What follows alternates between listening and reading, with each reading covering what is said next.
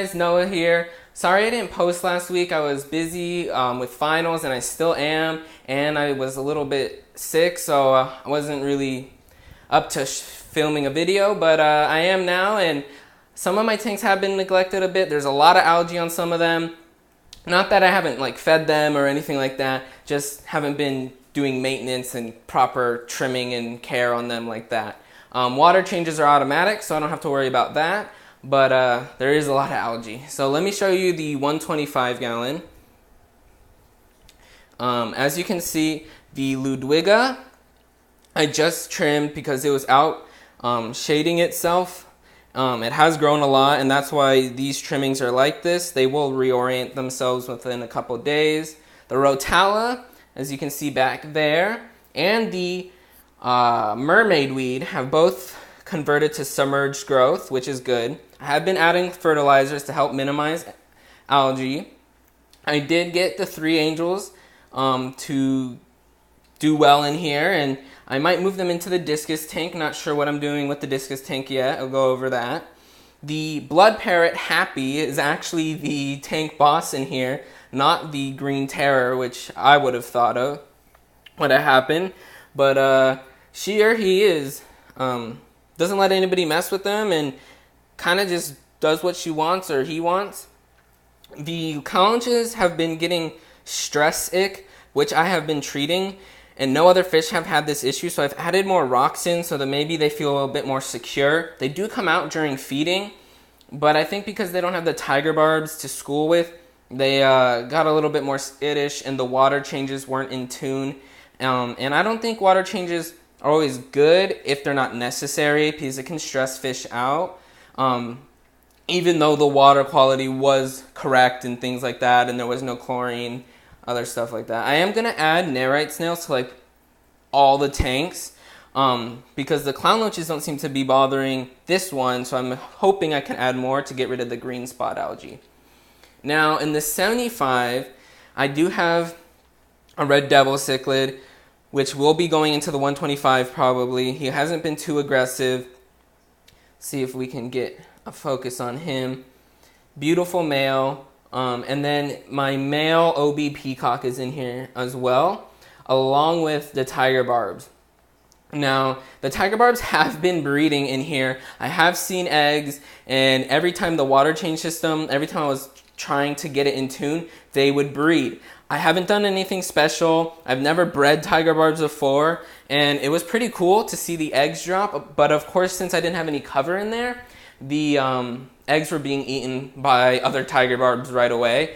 But I did get them to breed. I've just been feeding them a mixture of like some cobalt discus flakes. This is a mixture with the tetra flakes and the cobalt flakes. I just mix them in. The ones for discus are a little bit higher quality, and that's why. Also, I got tubifix worms, blood worms, algae pellets, Thera A pellets, brine shrimp. I have a mixture of foods that I do feed my fish to vary up their diet. So let's take a look at the... Oh, I did set up a new quarantine system, and that's where the Oscar cichlid is. He's not in there forever, and he won't be for long, and the water quality is good, but I set up 2 10 gallons down here that are auto water change. They are connected. It's just so for medication purposes, it's easier to dose. As long, like, I'm not planning on putting 2 different sick fish. I will disconnect them. This tube is the only thing that keeps them connected. But let's see. I just have a beta in here to keep the cycle going. I did put other media in here. And back there is the Oscar cichlid. So something funny is, I don't know if you guys can see him, but in, like, behind this overflow, there you can see him, his eye. There is a male, one-eyed red zebra that I don't know how he gets in and out of there, but I have seen him in the tank, out of the tank, and he does it even though the water level is pretty low. I think he jumps, and he likes being back there because he did lose an eye from when I did have other African cichlids. So I think he just feels comfortable back there. But it's just funny because I always see his one eye poking out, and then he comes out to eat, and then he goes back in, and that's kind of his space. But the reason why the tiger barbs aren't in the quarantine system to keep the cycle going was because the Oscar was eating some of the tiger barbs because they were too small, so I didn't want that to keep happening. So I just put him down there. Water quality is good, and it is a 10-gallon, but he will be going into the pond once that comes in. An update on the pond. I did not get the liner in like I was hoping. However, because I didn't get the liner in that I was planning on ordering, I have now ordered a stronger, thicker liner that should do really well here because I do have a lot of roots. And then we can move to the Tropheus tank. They're all active and happy. They do get really active when I come to the tank because they think I'm going to feed them. I don't feed them as heavily as other fish because they do have a different intestinal tract that can lead them to bloat. A lot of the plants have been getting uprooted and floating to the top like all the Anubias. And that's because this large Decorus catfish likes to dig out areas to make himself a little home. He thinks that he's safe even though only his head is covered, which I find kind of funny. But he does dig out a lot. Discus tank. So in here there's a lot of algae. The autosynclus can't keep up with it. There's like 8 of them. There are snails. I am dosing with fertilizers, and the willow hydro has grown a lot and gotten really lush, which I love. And the Vallisneria has been growing along with the chain swords. Discus are hiding in the back. I did stop medicating because I think it was doing more harm than good as it was stressing them out, and there should no longer be any tapeworms, bacterial infections, things like that. I think they're just going to have to pull through on their own because the tetras did have tapeworms as well. Either the Discus gave it to them or I'm pretty sure the Discus gave it to them or the source I bought them from, they came in with it, so I just put them all together in treatment. But everybody seems to be good now. I did lose that one Discus, like I said, a while ago, but they just like hiding back there. They do come out occasionally, but I'm not sure if I want to make the tank an angelfish tank or a Discus tank anymore.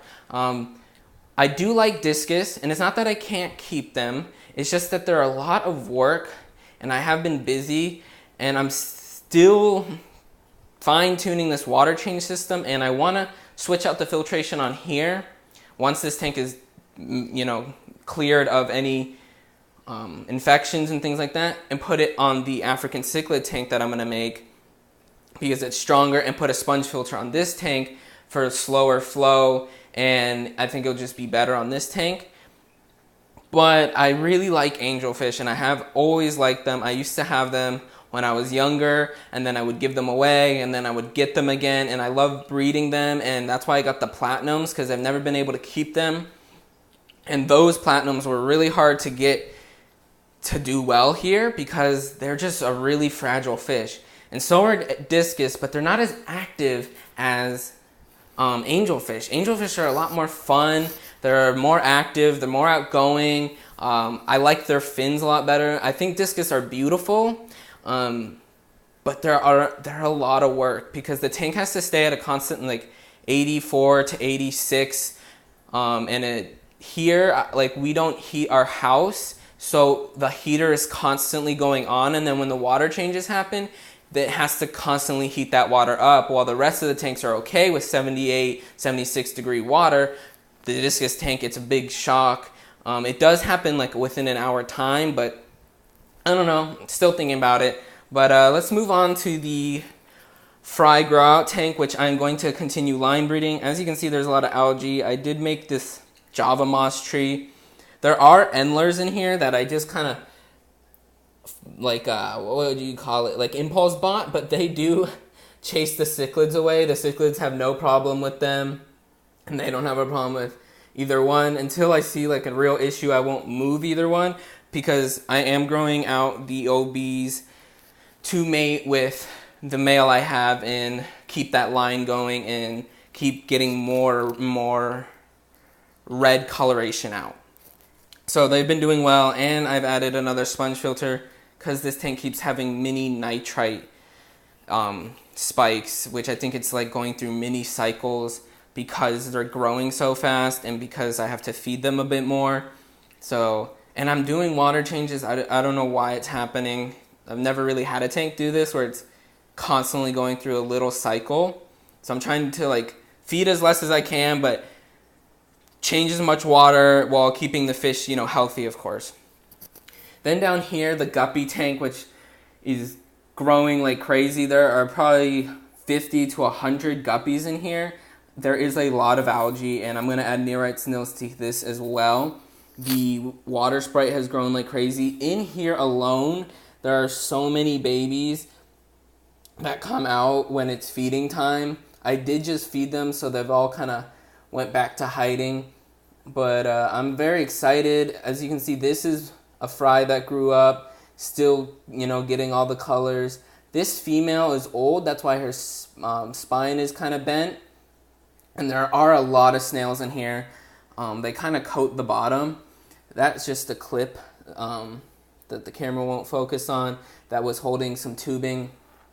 But I also want to add some shrimp in here.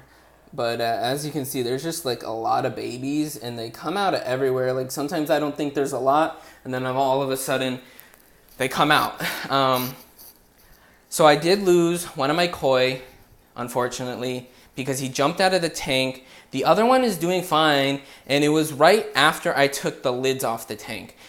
So I don't know what it was. I think maybe the Danios that I have with them might have nipped at him and then caused him to jump. But there is a plastic thing in there that has fallen in. I have to take it out. But I have this butterfly koi in here, some giant Danios and goldfish. These are all going in the pond, and the water, it is overstocked in here, but I do have the automatic water changes, so it should be all right. These fish are all going in the pond. It's going to be like a 1,000-gallon pond, and they should all be happy and healthy in there.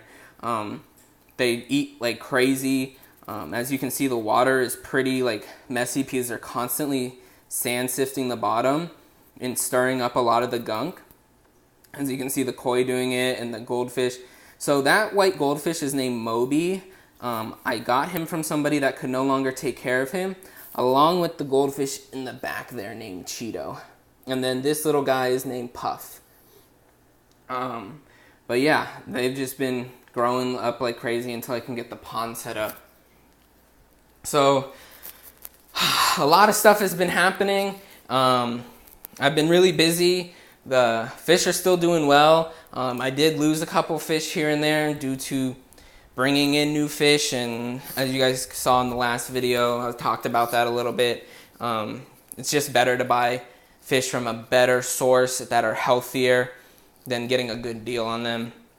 And I knew that. I just, you know, I just was like, oh, it's a great deal, might as well buy them. But I'll keep you guys updated. The pond should be in next week, and I'm going to be starting to cycle media for it this week, so all those fish can go in without any issues, things like that. So thank you for watching. I really appreciate it. If you have any suggestions, or you keep fish, or you want to see something in the future, let me know. Comment below.